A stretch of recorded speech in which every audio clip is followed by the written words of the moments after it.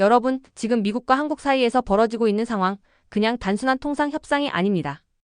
언론에서는 투자 협정이라고 포장하지만 속을 들여다보면 사실상 배상금 요구에 가깝습니다. 그런데 중요한 건 미국이 이렇게 강하게 압박하면서도 속으로는 한국이 투자를 철회할까봐 전전긍긍하고 있다는 점입니다. 오늘은 이 불평등 구조 속에서 미국이 왜 불안해하는지, 그리고 한국은 어떤 선택지를 갖고 있는지 깊이 있게 분석해드리겠습니다. 2025년 여름 트럼프 행정부는 한국에게 무려 3,500억 달러, 우리 돈으로 약 483조 원을 미국이 지정한 특수목적법인에 넣으라고 압박했습니다. 그 법인은 미국이 운영합니다. 투자금 사용처. 미국이 결정합니다. 수익이 난다. 그 대부분은 미국이 가져갑니다. 여기서 우리는 질문해야 합니다. 이게 과연 정상적인 투자일까요? 아니면 포장만 바꾼 현대판 불평등 조약일까요? 기사에서도 지적했듯 이 구조는 1차 세계대전 이후 독일에 강요된 베르사유 조약과 놀랍도록 닮아 있습니다. 당시 독일은 GDP의 8%에 달하는 막대한 배상금을 강제당했고 경제는 파탄났습니다. 그런데 지금 미국이 한국에 요구하는 규모는 매년 GDP의 5.7% 동맹국 한국에게 패전국 독일 수준의 부담을 강요하는 셈입니다. 겉으로는 미국이 우리가 우위에 있다, 한국은 따라와야 한다는 식으로 말합니다. 하지만 속내는 전혀 다릅니다. 첫째, 미국 경제 자체가 불안정합니다. 관세 폭탄으로 인한 물가 상승, 반이민 정책으로 인한 노동력 부족, 투자 위축으로 인한 성장 둔화. OECD, 골드만삭스, 무디스까지 모두 2025년 미국 경제 성장률을 1%대 중반으로 낮춰잡고 있습니다. 이런 상황에서 한국 같은 안정적 투자처가 없으면 미국 경제는 더 불안정해질 수밖에 없습니다. 왜냐하면 그는 지금 반이민 관세 정책으로 이미 세계 각국과 갈등을 겪고 있기 때문이죠. 한국이 투자를 회수하거나 거부한다. 그건 단순한 경제 문제가 아니라 정치적 타격이자 트럼프의 아메리카 퍼스트는 실패했다는 상징이 되어버립니다. 셋째, 신뢰의 붕괴 위험입니다. 국제 투자에서 가장 큰 비용은 관세율 몇 %가 아니라 예측 불가능성입니다. 만약 한국이 미국의 불합리한 요구를 거부하고 자금을 회수한다면 이는 전 세계 다른 동맹국에도 미국은 신뢰할 수 없는 파트너라는 메시지를 남기게 됩니다.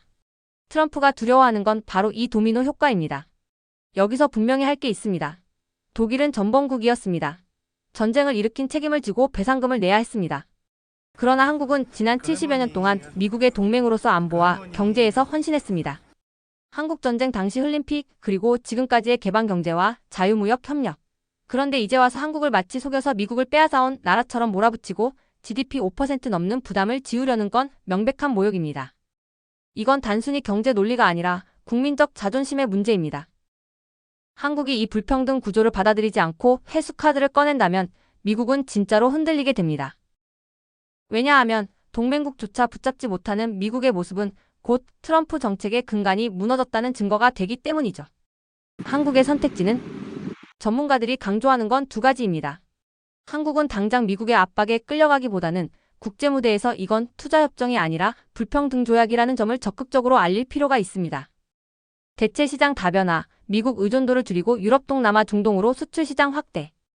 신뢰 구축형 투자, 미국의 요구에 맞서는 대신 한국 스스로 투자 우선순위를 정하고 협력국가 위닝 구조를 만드는 방식. 이런 전략이 없다면 한국은 단순히 돈 내주는 나라로 전락할 위험이 큽니다.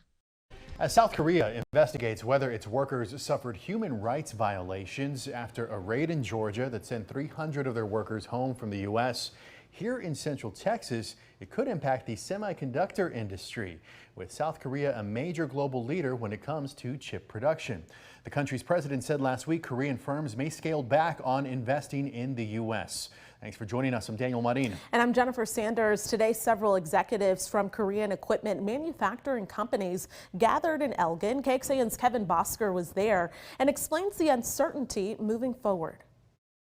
Central Texas is banking on semiconductors, with Samsung building a plant in Taylor set to open in 2026. Over the last few years, we've seen a flurry of activity from suppliers, even to the point where Williamson County Economic Development Partnership opened an office in Seoul. This is Dave Porter. He leads Williamson County's Economic Development Partnership. He attributes the county's growth to foreign companies wanting to build here. But following an ICE raid in Georgia earlier this month, that was a big setback for us, that raid in Georgia. That had wide range implications throughout various industry sectors in Korea. The raid took place at a Hyundai battery factory, detaining more than 300 South Korean workers. South Korea President Lee Jae-myung last week said this could change how they do business here in the U.S. In a press conference, he said, "To be honest, it's baffling," adding later on, direct investments in the U.S. is something our companies are likely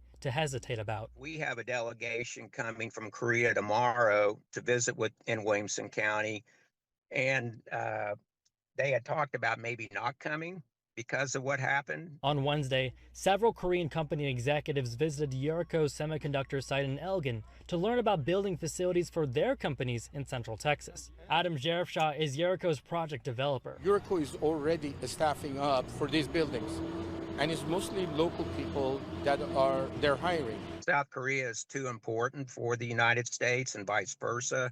So we will get through this. Kevin Bosker, KXAN News. And after those 300 workers returned to South Korea last week, President Trump over the weekend posted on social media saying in part, quote, "I don't want to frighten off or disincentivize investment into the U.S. by outside countries or companies. We welcome them, we welcome their employees, and we are willing to proudly say we will learn from them." Signed in 2022 by then President Joe Biden, the CHIPS Act is aimed to lure chip makers to expand production in the U.S. But earlier this year, President Donald Trump criticized the $280 billion package. Because it's hundreds of billions of dollars and it's just a waste of money. Now, some people have already taken the money and used it. Actually, it's very hard to qualify because they go by race, they go by gender, they go by all sorts of things. Nobody's ever seen anything like it. You won't be able to find those people. So I don't even think anybody can qualify. And during his address to Congress, he argued companies like Taiwan Semiconductor Manufacturing, who pledged to invest $100 billion in U.S. manufacturing, were making those investments in response to the president's tariff orders. Samsung's Taylor plant is benefiting from the CHIPS Act. Last year, the Department of Commerce says they awarded Samsung $4 billion in direct funding under the CHIPS Act. At the time, the department said the funding would support the company's investment of over $37 billion into Central Texas. Meanwhile, today, Governor Greg Abbott announced as part of Texas's CHIPS Act, a grant of $250 million has been extended to Samsung for their facility in Taylor. 결론 미국이 두려워하는 것. 결국 미국이 두려워하는 건 단 하나입니다. 한국이 이 불평등한 판에서 뛰쳐나가는 것. 한국이 투자를 회수하거나 거부한다면 미국은 경제적으로도 정치적으로도 치명상을 입습니다. 그러니 지금 우리가 해야 할 건 분명합니다. 우리는 전범국이 아니다. 동맹국이다. 불평등 조약은 거부한다. 이 당당한 메시지를 국제사회에 던질 때 오히려 협상력은 우리에게 돌아옵니다. 시청자 여러분, 오늘 보신 이야기는 단순히 돈의 문제가 아닙니다.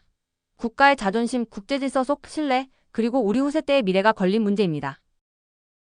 미국이 아무리 장밋빛 전망을 내세워도 결국은 한국의 선택이 이 판의 흐름을 바꾸게 될 것입니다. 여러분은 어떻게 생각하시나요? 한국이 미국의 요구를 받아들여야 한다. BS 투자를 회수해야 한다 댓글로 여러분의 의견을 남겨주세요.